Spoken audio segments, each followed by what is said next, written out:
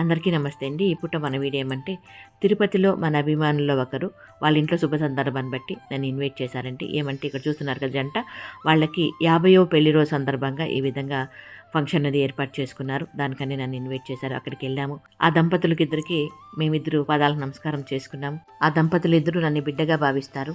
వీళ్ళు ఆల్రెడీ మన వీడియోలో ఉన్నారండి. మమ్మీ డాడీ అని చెప్తా ఉంటాను కదా, గాయత్రి మమ్మీ అన్నట్లుగా వాళ్ళు వీళ్ళేనమాట. ఇంకా వాళ్ళ పలకరించి వాళ్ళ బ్లెస్సింగ్స్ తీసుకొని ఆ డయాస్ నుండి కిందకి వచ్చే లోపల మన అభిమానులు చాలామంది ఇక్కడ వెయిట్ చేస్తున్నారు. ఇదిగోండి వీళ్ళందరూ కూడా మన వీడియోలు చూస్తున్నారంట.